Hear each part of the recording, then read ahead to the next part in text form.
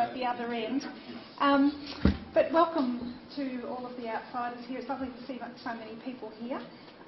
Welcome to Southern Cross University. And I'm pleased to hear about the work of Remembering and Healing, and we'll look forward to learning more about the partnership and the work that you do. It's my task and great pleasure to introduce Associate Professor Mehmet Ozalp, who's here today. Mehmet is an author, academic and community activist who I believe graduated originally as an engineer, electrical engineer, worked from Telstra for a time, and then has studied traditional Islamic studies with a range of people, including theology. And Mehmet was one of the co-founders of Affinity Intercultural Foundation in 2000, an organisation that's been dedicated to intercultural and interfaith harmony within Australia. Mehmet has been a member of the Harmony Reference Group, which was established by New South Wales Premier Bob Carr in 2003. And in 2009, Mehmet founded the Islamic Sciences and Research Academy of Australia. He established the Centre for Islamic and Civilisation Islamic Studies and Civilisation at Sturt University, where he's currently employed. Mehmet has also pioneered undergraduate and postgraduate Islamic Studies programs. He lectures in theology, Islamic history and contemporary issues on Islam and Muslims. Mehmet also serves, a very busy person, as the Muslim chaplain at the University of Sydney and at Macquarie University. He has been a prolific speaker on Islam and on Muslims in Australia. Was awarded the Australian Muslim Role Model of the Year in 2012. He's the author of 3 books, 101 Questions You Asked About Islam, Islam in the Modern World, and Islam Between Tradition and Modernity, an Australian Perspective. We live in a multicultural and multi-faith society, and building goodwill and understanding between those of different cultures and different faiths is vitally important for social harmony in our nation and indeed globally. So it's with great pleasure that I welcome Mehmet to talk to us today, to speak to us on the topic Building Bridges of Dialogue and Harmony in Challenging Times. Thank you very much. Thank you, Barbara.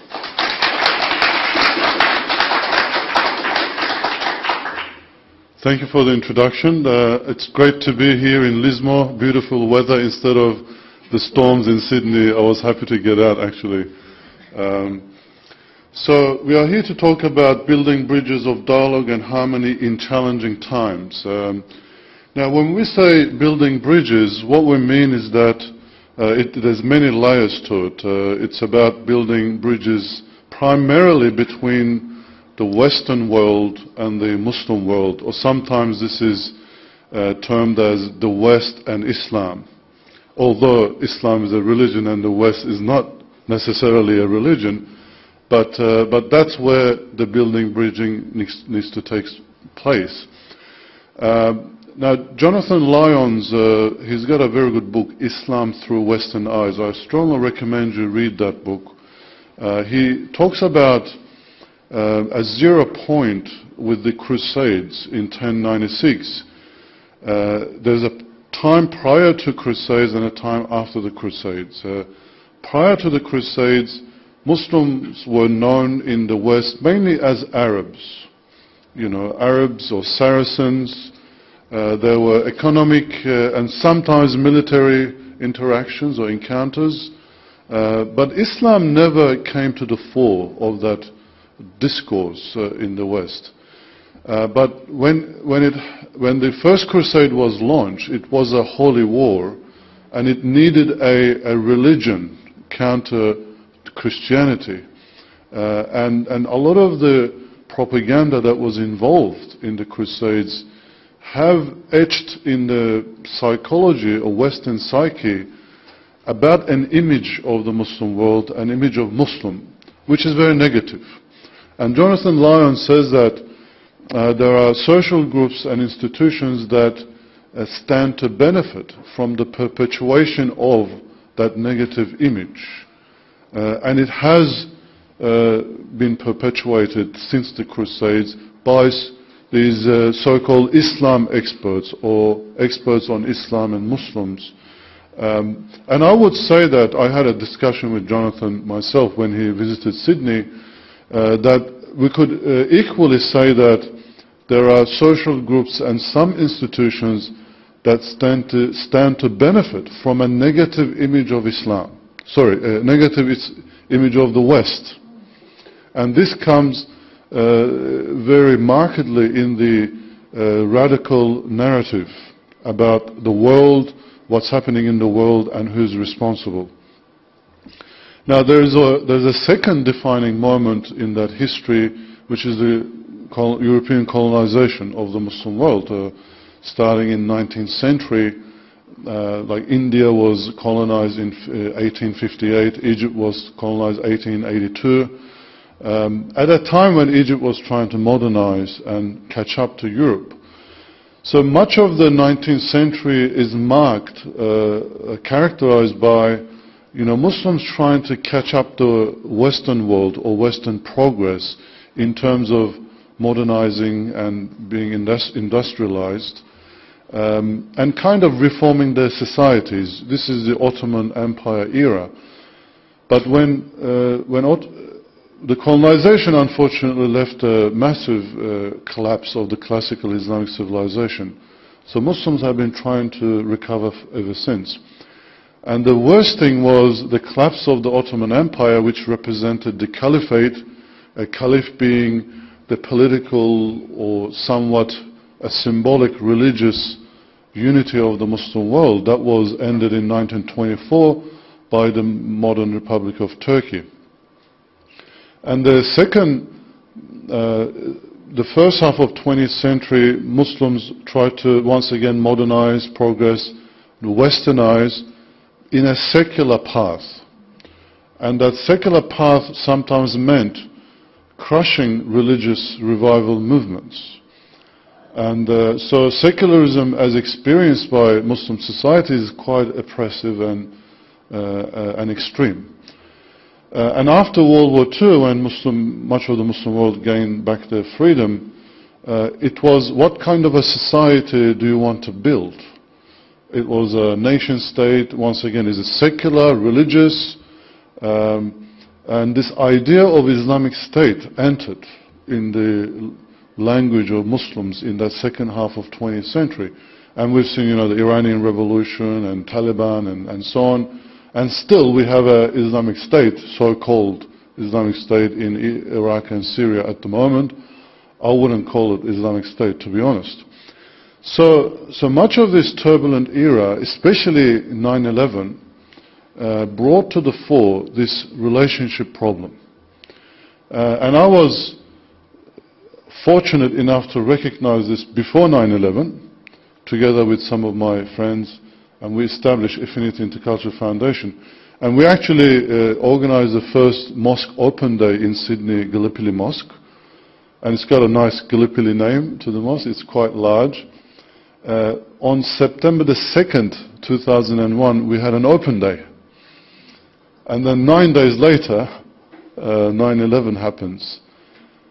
And it was actually, our organization very quickly became very busy. People were curious about what's going on. They didn't understand why people do such terrible things. But also in our encounters, we also realized that there was a big, a great ignorance about Muslims and Islam in our society, Australia, meaning, and the Western world in general. And also on the Muslim side, there was a great misunderstanding of the West, its interests, what defines the Western world, its values, and so on.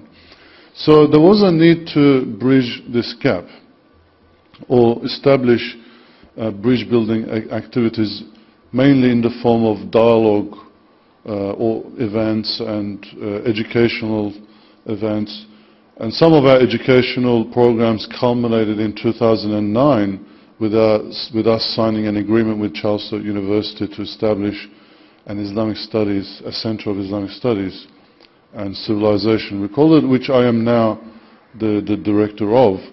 And since then, 2009, we now have a Bachelor of Islamic Studies, Master of Islamic Studies, Master of Classical Arabic, and we're also working on a graduate program about contemporary Islam. And we have about 360 students, so it's been a very successful program. And one of a key aspect of that the key objective is to educate or provide opportunity for Muslims to be educated in Australia, rather than if they want to learn their religion, they'll go to Yemen or Syria, Egypt, and all of these countries have issues, obviously, and you don't know what kind of education they will receive and how relevant is it going to be for an Australian context. I know somebody who studied 13 years overseas in South Africa, traditional Islamic madrasa education. I know somebody who studied in Indonesia, another person in Pakistan for a decade or more, and they come here as if they haven't studied anything, to be honest.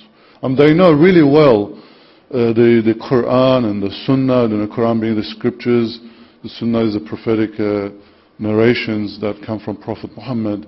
Their religion they know well from textually and some traditionally, but most of that doesn't help them to deal with issues, whether that's theological, social, and all issues that grapple Muslim societies and define the relationship between West and Islam in our time. So I personally, I'm really interested, I do my work in theology, in Islamic history, the contemporary issues around Islam and Islam-West relationships. So what I have come across in that process is that it's a challenging work. It's not easy. It's been 15 years now. I can't believe it that it's been 15 years. It's great, I look back 15 years of my life and say, wow, we made a difference. I didn't just waste my time doing my personal selfish things. I personally gave back something to my society, and hundreds and thousands of people have benefited from this program. So it's great to look back in your life and then feel that you have done something good. And I certainly feel that, but it also feels not easy, and there is always this feeling of something's going to happen which will undo everything, and it does usually. Something happens, and or you get this feeling that you're wasting your time. So it's challenging. I'm going to list 6 main challenges that are facing anyone who's involved in bridge building, and I will propose solutions as well. I'm doing this because bridge building sounds positive. Peace, loving world. These are fantastic messages, and most people dismiss it. They dismiss it because they think that it's not realistic. And there's far more worse realities out there, and when you have a dialogue or a peace message, it somewhat ignores that. But it doesn't, and it's not very easy. And let me go through these one by one. Now the first challenge that hits people in dialogue or peace building is that dual challenge of radicalization and Islamophobia. These are two beasts that feed themselves. I mentioned this in the morning on the radio, if you listen to that. Even though they are promoted by a minority of people, they are loud and zealous. Now what happens is, obviously Australian society is worried about radicalization. Our Prime Minister just signed a deal with Turkish Prime Minister to stop people going through the border into Syria. There's about 100 or so Australians involved in that conflict. Naturally, we are worried that, okay, these people are going there, they're fighting in wars, maybe they're killing people, they cross that psychological boundary of killing somebody, they're trained in using weapons and maybe making bombs, and they're going to come back to Australia probably unemployed, doing nothing. Hey, guess what? You go through your line of reasoning and you get worried that these people are going to come back and do terrible things. And also we had, a few examples, Martin Place siege, a couple of incidences in Melbourne. There is a radicalization problem. Now I see this in the community. I meet I have met these radical people. They're very difficult to deal with. And I've met people who are on the line, borderline. You know, they can get the blue pill and the red pill. You know, they're just about to do that, and we try to help them. I have done a course recently, a 6-week course, to about 40 young Muslim men about these issues, how they should understand it, and what can they do about it in a positive sense. However, there is this Islamophobia issue, which always gets in the way, because Muslims experience it every day. You know, Australian National University has done a study where they have sent job applications to a particular job, and with a Australian-sounding name, you know, Peter, Jason, or whatever, and then exactly the same resumes were sent with a name like Ali and Ahmed and, you know, things like Muslim-sounding names. And those got no responses, but the others, the Australian-sounding names, got calls. Exactly the same resume, which means people haven't even read it. They just looked at the names and filtered it out. And that's just one study, and shows that there's an implicit discrimination that's going on. But there are also organizations dedicated, like I know a Q Society that Reclaim Australia. They have an axe to grind against Islam and Muslims. You know, Muslims can't do anything right. And Islam is this evil religion in their eyes that has no place in a Western society. Now, we sit down in a table with the Prime Minister or people from Attorney General's Department. They want to talk about radicalization and what Muslims should do about it. Muslim leaders, they're worried about Islamophobia, and they want the government to do something about it.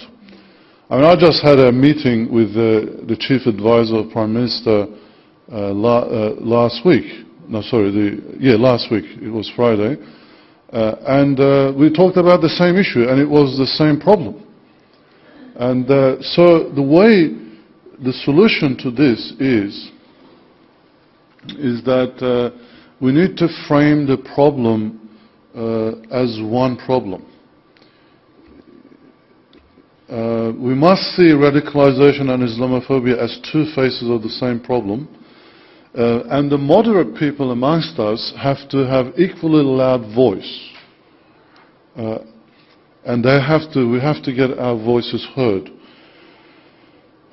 Now, our organization is doing a conference later this year in November, and the title of the conference is Islamophobia and Radicalization, the Roots, the Implications of the Problem. So we want to do something about that, and we have received about 100 abstract applications. Because there's a lot of study that goes on radicalization issues, and some, not equally as high, but some books have been published or articles on Islamophobia, but none of them see the problem as one and the same. And just to give you an idea on what can possibly happen when you frame the problem like this, is that whole new possibilities come out. Because you're no longer biased. When you see the problem as radicalization and Islamophobia, nobody has to pull it to their own corner. And we came up with this idea of Project Harmonize, which was to involve mainly act on social media. A lot of things happen on the social media that most people don't know. People become Islamophobes and radicalize on social media. So the idea was to have this nationwide, large-scale campaign on social media to address these two problems. And that we could involve actually communication companies, because you don't have to be Muslim, you don't have to be from this side or that side. People who are objective can come in when you frame it like this. It's really amazing when I talk about it this way with people who have some concern about these issues. Now, this is Prophet Muhammad has a saying, and he has an analogy about society, and he said that society is like a ship, and there are people on the ship. It's sailing through the oceans, and the people end up in the upper deck or the lower deck of the ship. People on the lower deck, they have to get the water from the upper deck. They have to climb up and down. And after a while, this lower deck people say, hey, we're disturbing these people all the time and it's tiring us to go up and down. Let's dig a hole at the bottom of the ship. We'll get all the water we want. And he said that if the people on the upper deck do not stop these people, the whole ship will sink. I mean, you could apply this analogy to anything, to crime and all these problems. There are people, if you let them, they'll go and kill others in our societies. And I'm not talking about terrorists. They'll rob every house that they could find if you let them. So the majority, reasonable, good people have to work together to deal with problem people. Like, you can't make it your problem and my problem, because this is what happens. When you sit down with government officials, they say, it's your problem, Muslims, you fix it. Radicalization. Then I would say, well, what do I do about the problem of, Muslims more educated than the general public, but they're more unemployed? Okay, how am I going to fix that? I need your help. I need the policies and that could help us deal with this issue. And did you know that about 36% of Australian population is 25 years and under, and in the Muslim community that's about 50%, 46 to 50% is under 25 years and younger. So we're dealing with a different demographics, and there has to be lots of youth initiatives and things like that. So we must do something about it. That's the first solution to the problem. The second challenge, and we're already at 12:30 and we're up to the second challenge. I'll try to move faster. We're now seeing an acceptance of the argument of the radicals and Islamophobes in more subtle ways. More subtle ways. Some moderate Muslims are saying, enough, why do we always need to condemn terrorism and violence? And this is especially after the Martin Place siege, and then there was this Charles Hebdo incident in France. In the Martin Place siege, Muslim community was very active, and I was personally involved in some of the initiatives that was done. And they've done their best. And then these France things happen. And then these Muslims start to say, here we go again. We're just tired of this. Are we going to just condemn terrorism every time somebody does bad thing in the world? Why do we have to do it? And I think this is a risk. This is quite risky. The moment you stop condemning it, you could start to accept it. And once you accept it, there's no opportunity for change. But on the other side of the coin, on non-Muslim circles, there are some people are saying that maybe ISIS or Al-Qaeda is a legitimate interpretation of Islam. Now, one of the things that Muslims do to de-radicalize people is to say that this Al-Qaeda and ISIS is not Islamic, what they do. And you can justify that from within Islam. The moment you say it's a legitimate interpretation of Islam, you're pulling the carpet underneath the feet of Muslims. And serious articles are coming out in this respect, and it's worrying. So the solution is that violence and hatred are wrong in their own right. They're increasingly wrong, and acceptance of these, even in theory, will be the greatest barrier before their eradication. We must never accept them. And so we need to insist and give that continuous message, and this goes, by the way, to anybody who speaks publicly. and that's for Muslims need to continue to condemn terrorism and violence every time something happens, and our other officials, government officials, have to also not mix Islam with the violence that's been committed. I mean, UK is doing it well, Cameron is doing it well, Obama had done it really well, but our government has a way to go. I have to admit. The reason is that the moment we mix Islam with violence and terrorism, it becomes generalized, and that's what opens the door for Islamophobia. And the moment it's generalized, all these you put under pressure. In Australia, 600,000 Muslims live in Australia. They just go about their business, ordinary people. They have nothing to do with what's happening. And they have no power to influence it. So they are pulled in under the same umbrella.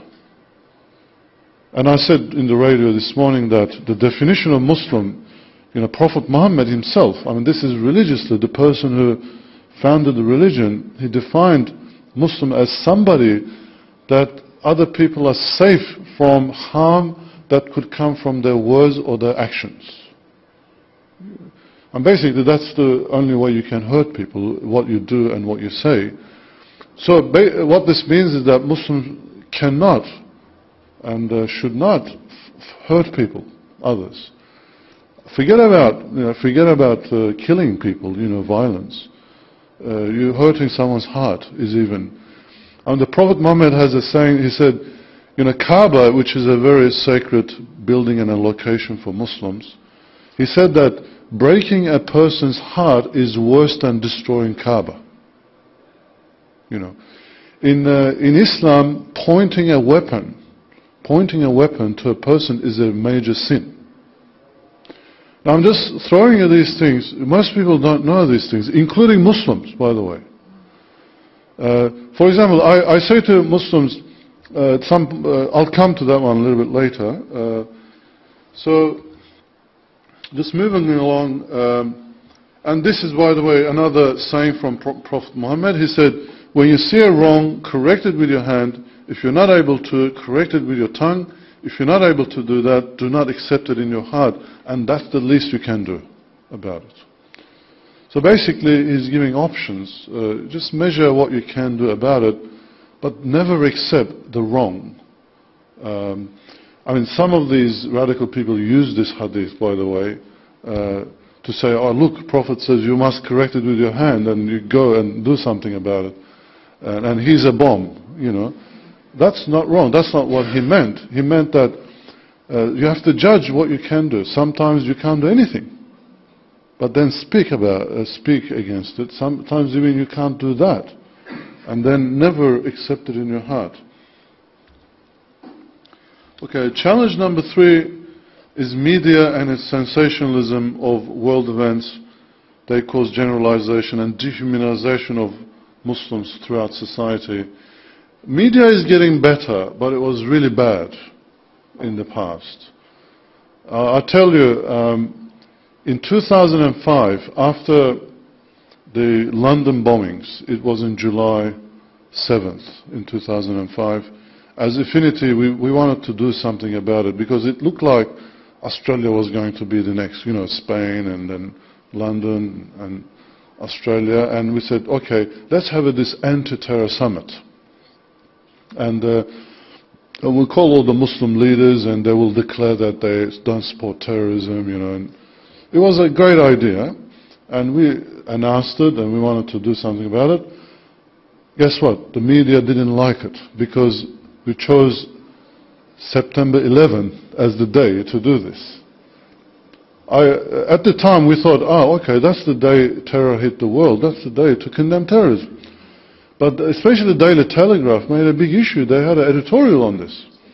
How dare Muslims organize a terror event? They don't say anti-terror, they say terror.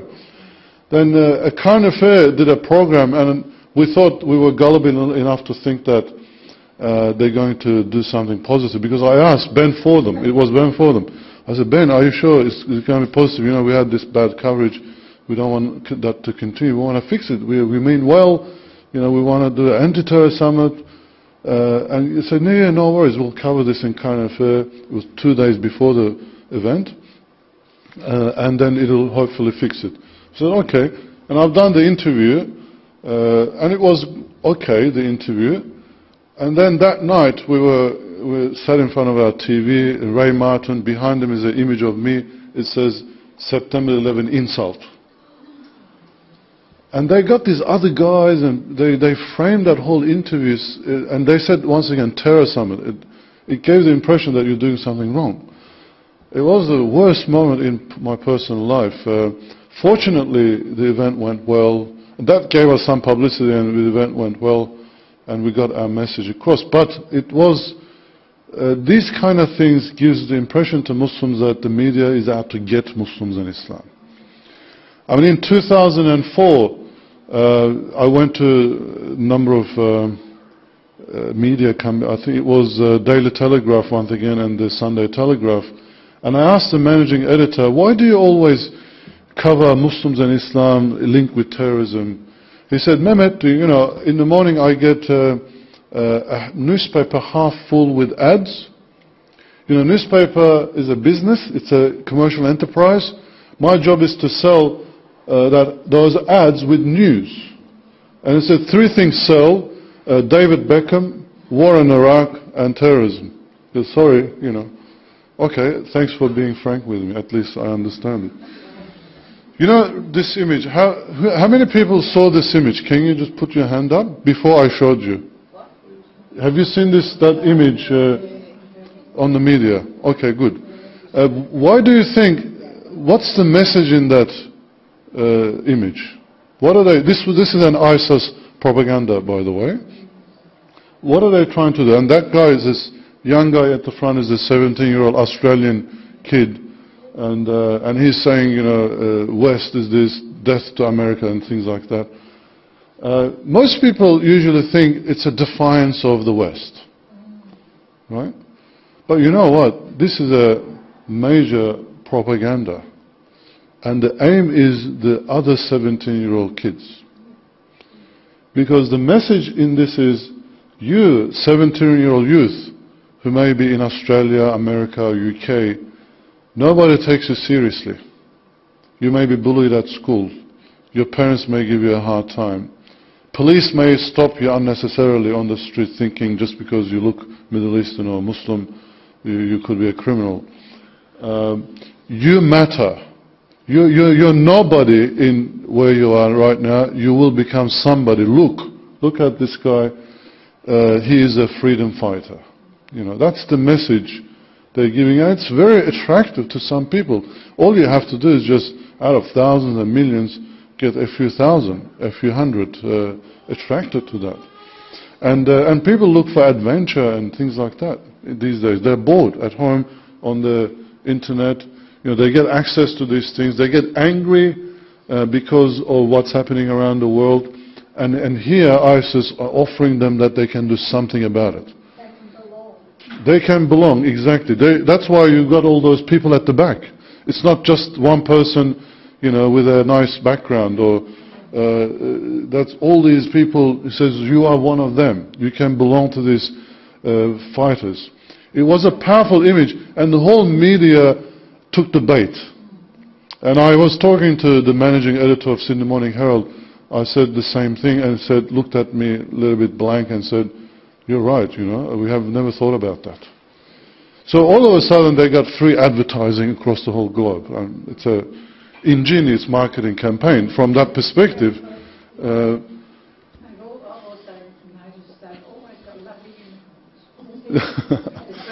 Well, it's really attractive to youth. I got uniform. Yeah, look at those bullets across the chest and the machine gun. How young men get caught up in those gangs. Exactly, and to some extent, in the Anzacs, same things were used to get conscripted, youth into joining the army, and that was an adventure. You got uniform, and you're going to fight, and so we have to be really vigilant about media, and they play a responsibility And I have to say, to be fair, Martin Place siege was handled really well, albeit some police really asked them not to, sensationalize, especially on the first day. And it was really good in that sense. Well, the solution is we need to tirelessly engage media, insist on alternative voices, utilize social media more effectively, and use the power of grassroots and repeat small events in massive numbers. I mean, I don't have a newspaper. I can't always appear on TV or radio, but we can repeat these small events many times, hundreds of times. And we do that in Sydney, especially with my colleagues in our organisation. Like this year alone, from the January till now, we had about 50 engagements, 50 programs.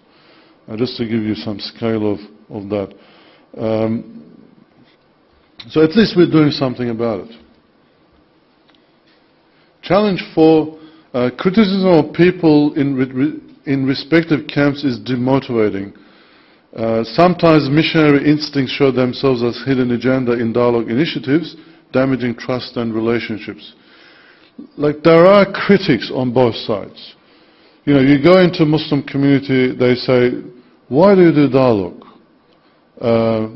Why do you do dialogue? You're wasting your time. The problems are deeper, you'll never get anywhere.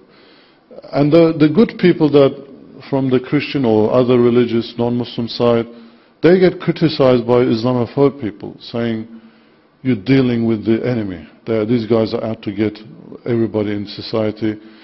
So we have to, we can't get their way. We have to resolve this issue.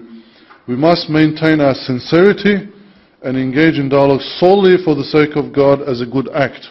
And I say this as it's a message to someone who believes, obviously. Like somebody who believes in God, especially in the case of Muslims, they must be sincere and do things for the sake of God. And it is possible to develop a theory and practice of bridge building both in general and within our respective traditions. Just in lieu of time, I'm moving a little bit faster. Now, challenge 5, Muslims do not have a historical precedent of living as minorities.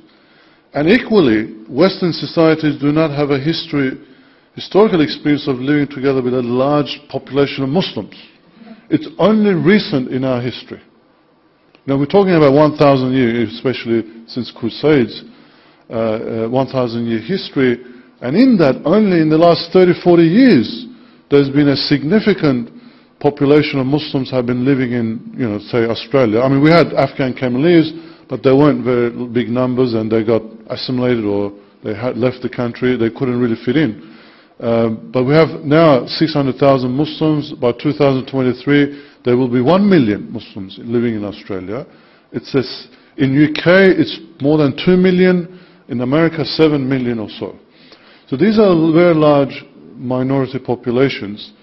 And we don't know what to do with it in Australia. We really don't. Multicultural concept doesn't really, it helps, but it doesn't really address everything. And equally, Muslims, their understanding and practice of Islam is geared around being dominant people in society. And there are literature, thousands of literature, and none of them teach how to live as a minority. So the solution is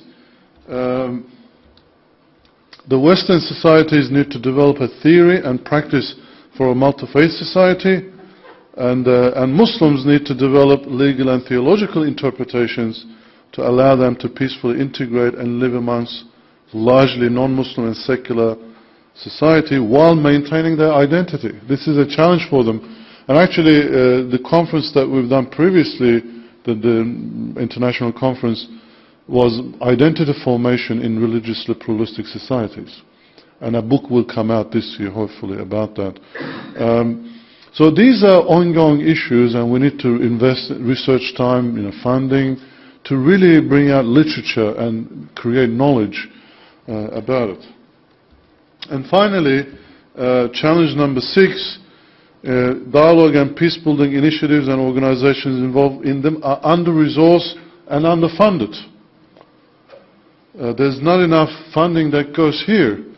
You know, when I was talking to the chief advisor of the Prime Minister, we were asking about $60,000 to seed funding for Islamic religious worker qualifications across Australia. We think it's a very important initiative that everybody dealing with Muslims from the Muslim community needs to go through training. And we wanted the help to register this and provide some seed funding, $60,000. And that same meeting, he told me that Australian government spent $1 billion on security measures. But I'm not 100% sure we're going to get the money, to be honest. It seldom does. And this is a big problem. Like when we established Affinity Intercultural Foundation, and to me that's the solution. We must use our resources more efficiently. You know, more people needed for volunteering, and also we need to fund, of course, these projects. But when we established Affinity Intercultural Foundation, which is a major organization now, in 2000, deliberately we didn't rent any place. Nobody was paid full-time until 2005. So all the money we collected, we did projects. In 2005, I became full-time. We got a secretary, like 2 people. But now in ISRA, which is the second organization established, we have 12 people full-time, but we have 50 people who volunteer. So the volunteer resources is extremely important, but we still need funding. You know, you can't just live on bread alone, as they say. Everything costs money, and especially if you're going to engage in long-term projects, large-scale, nationwide. You know, and we now have a 15-year experience. The Muslim community is very sophisticated now. I can tell you, there are really good leaders in there, like moderate, and they really understand the Australian society well. They understand Muslims really well, and they can come up with fantastic initiatives. But we're not getting the government trusting the Muslims enough to fund, and instead the money is poured, billions are poured into security measures which seem to not work. Just to finish, I want to, I mean, this is about, you know, Islam dialogue initiatives. Sometimes that's kind of a secular, kind of intercultural, but often it's an interfaith. And I want to share with you a verse from the Quran, which says, "For each community we have appointed a clear way." Clear way meaning, you could say, religions. "And if God had so willed, we would surely have made you a single community, but He willed it otherwise, in order to test you by what He granted to you. Strive then together as if competing in good works." This is a very clear message of the Quran. And what it's saying is that our differences should not be reasons for conflict. That in fact the differences should make us compete in good works and more harmony and peace-building initiatives, even though it is challenging sometimes. Thank you very much for listening to me.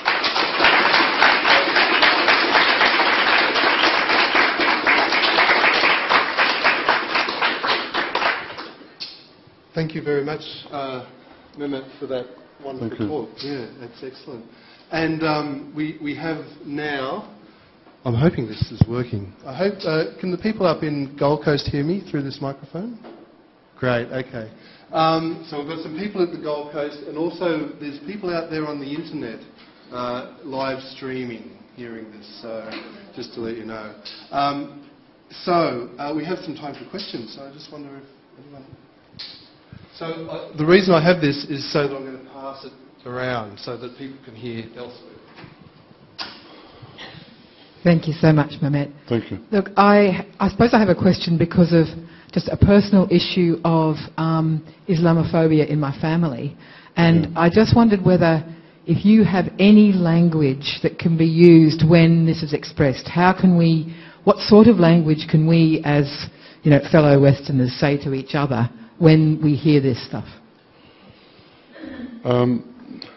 The problem with radical and Islamophobic people is that they're very hard to deal with, because they get fed with very negative images. Radical people see, I don't know, just armies, Western armies doing terrible things, like babies dying and so on. They're flooded on the internet. You don't see a lot of this. Abu Ghraib images? Far worse than that exist. So for them it's a reality. Islamophobic people, they get fed, I don't know, a Christian church was burnt in Pakistan, or some Christians were attacked in Egypt. There's all these very negative things that are happening to Christians. So I really think the only way to deal with it is meeting at human level. By a Muslim, they have to meet each other. It really does a paradigm shift.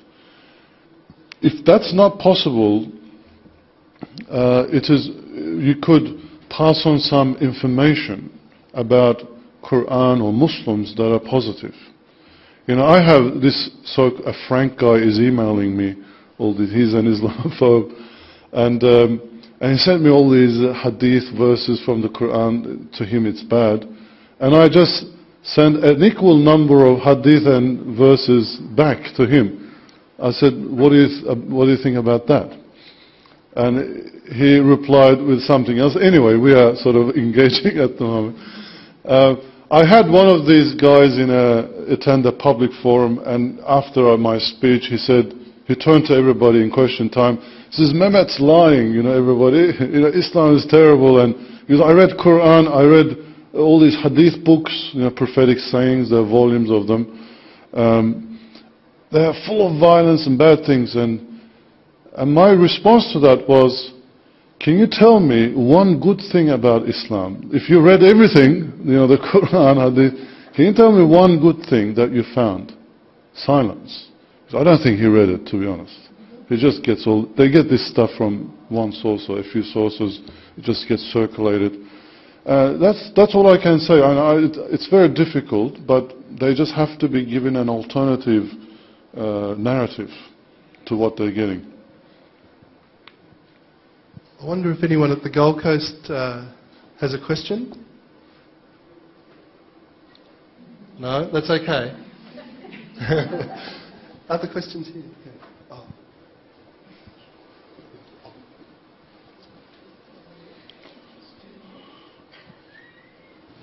Hi, Mohammed. I'm actually Muslim and from Egypt. And when I moved here, Australia, seeing what's happening in the media about Islam, most of it actually comes very incorrect. And for example, what's happening in Egypt. And I say, I wonder why the officials, the people who respond, they are responsible for what's happening, why cannot the Muslim people here in Australia come out and put the right or the correct picture of Islam? I myself found it's obviously not there. Barely is there for someone to come and correct the image of Islam. From Muslims? Yeah, from Muslim officials, absolutely. Okay. Why don't they come out and decide, they correct the image of Islam? Sure. Thank you. There are a number of things to that. Firstly, if you were to really have a media watch and respond to everything that comes out, it would be 5 full-time people have to do it. It's very labor-intensive because it's every day. It's bombarded. And it's not just on one paper, it's on papers, TV, radio. That's number one. It's not easy to do that. Secondly, Muslims are doing it. You remember 2012 there was the Sydney riots, if anyone knows that. After that, there was another backlash to Muslim community. And after that, a day after that, we got together, myself was included, as some Muslim leaders, said, look, let's have a task force, a crisis task force. So we established this Muslim media response unit that would deal with issues very quickly, by email and so on, or social media. And that's been operating since 2012, and it's been very successful. Like, for instance, the Martin Place siege, within 1 hour, there was some activity was going on. And I think that was really managed well by Muslims. And the evidence of that is that you're seeing different faces. Before, it used to be Kaiser Trad, the guy with the beard. He was the only one. He was the translator of the Mufti. He was doing translation, and after a while, forget about Mufti, he was speaking his own ideas. And it was incorrect or wrong many times. He wasn't really trained for that. But now we have multiple voices. I think it's getting better. It's getting better, but we're not there yet. We have a bit more room to go. There is a Islamophobia register now. It's been operating for a year. That does Media Watch. It has been successful in, the train incident. You've seen that? That train incident came to Islamophobia Watch, and then the people that are working there passed it to the rest of the media. So for the first time, Muslims were able to use the media to give out a different image. So they're learning the game. They didn't know how to deal with media. It's a different beast. I know we have media people here, sorry. Because the nature of their work is that they have to cover things that are different. If a dog bites a person, it's not news, but if a person bites a dog, it's news. So they'll never, telling good stories is not interesting, so bad things are always interesting. Yeah. Hi. You were saying that we need to get the moderate voice stronger, and that social media is the way to do it. And I was just wondering if there's a particular site that you... It doesn't exist yet. The project that I mentioned, Project Harmonize, it's a $3 million project, and it's not funded yet. And we are now looking for seed funding of $300,000 that we can start it and get some, develop certain strategies and so on. But unfortunately, funding is a major issue to these large-scale projects. Wish us luck, please. And let me know if there's any rich people around who are really interested about this. I think we've got time for a couple more, but I'll be quick. I'm a Baha'i. Okay. And you'll realise the significance of my question and my being here. And we, at this moment, are having devotional prayer meetings for our Baha'is in Iran that are imprisoned and being executed. Could you give me some, and that includes, by the way, the academics that set up a university by remote university for Baha'is, because they're not allowed to go to university or study in Iran. And those academics are now imprisoned. I'm sure you are aware of that. Yeah? I know about the could problems you give Baha'is having please, some in Iran. Explanation from the Quran or from the Prophet's teachings that it gives a reason for this. Okay. Look, firstly, let me say that I don't condone those persecution of Baha'is in Iran or persecution of any religious minorities, just like we don't like it when Muslims get discriminated against. You don't want to do the same to others in your other Muslim-dominant societies.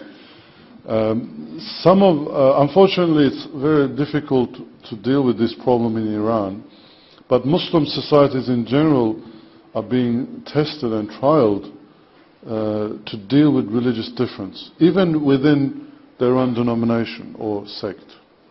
Forget about the other sects, or like Turkey's having problems, Egypt's having problems everywhere. I think that's the next challenge Muslims are facing. But let me say to you something. When I say to Muslims, for example, I say to them, especially those critics, if I invite a Catholic bishop or a Christian bishop to a mosque, together with 100 other Christians, and this Catholic bishop gives a speech in the mosque, and also they do a mass, they worship in the mosque, would you allow that? Would you think that's acceptable? I said, no way. They say, you usually get out of here, no way. I said, that's precisely what Prophet Muhammad has done in Medina. He was visited by some Christian delegation of 70 people. There were 5 bishops amongst them. And he held talks with them for 3 days, and he allowed them to have a mass. They were going to have it out in the open. They said, no, come here, have it inside the mosque. So the religion is more tolerant than Muslims.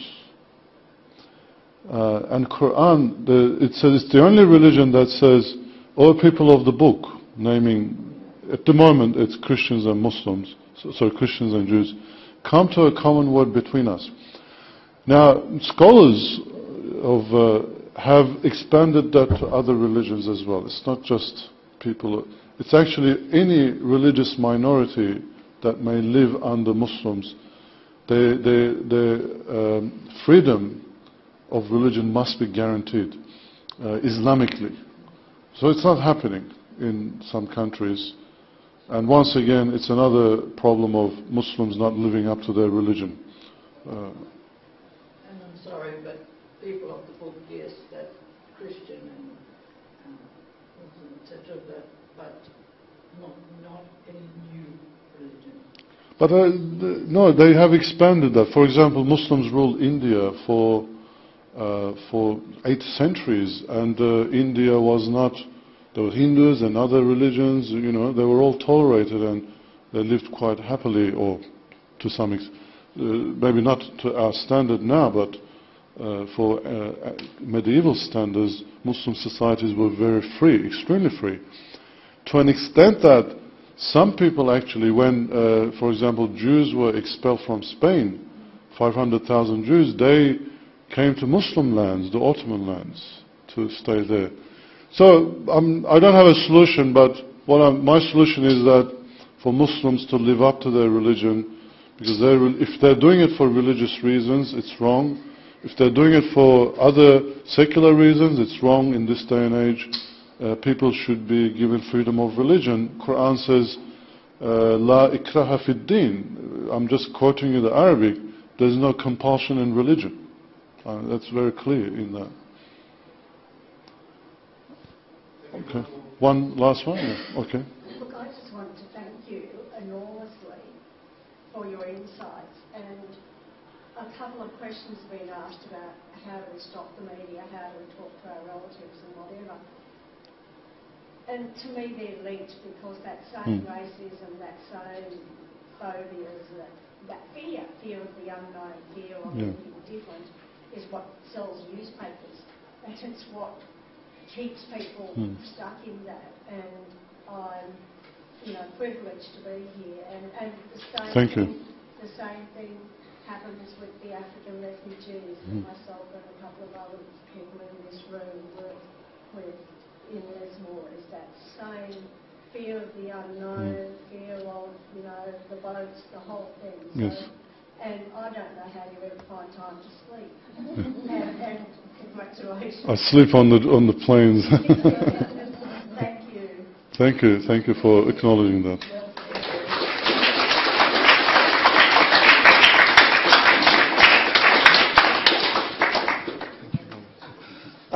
Thank you so much for that. My pleasure. Mehmet. Thank you. We'll bring this sort of formal part of today to a close. We've got some meagre offerings if you want to hang around and have a bit of a chat over on the wall there. Again, just thank me. Join me in thanking. Thank you.